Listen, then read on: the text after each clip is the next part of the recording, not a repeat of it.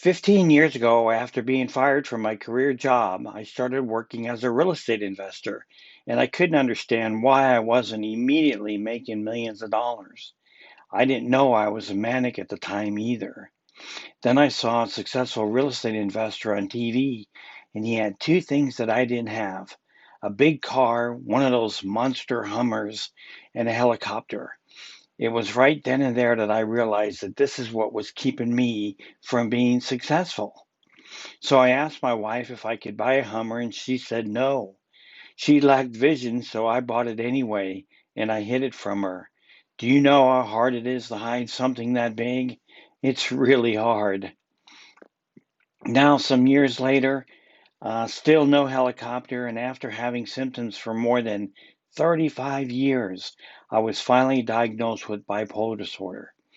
By then, I had lost everything that was dear to me: my career, my marriage, my kids, my wealth, and I ended up living alone on the floor of an old abandoned cabin. Now, after years of therapy and medication, I see the world a whole lot clearer, and I can make sense out of it. Treatment has worked wonders for me, even though getting the right meds took a lot of trial and error. Back then, I was fired for having what I now know to be a manic episode.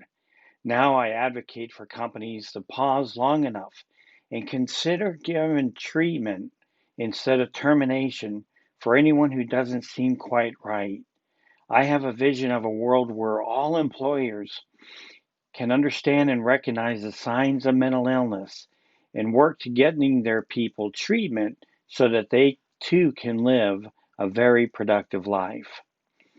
I live a great life, and I believe that almost anyone with bipolar who is properly treated can live a great life as well.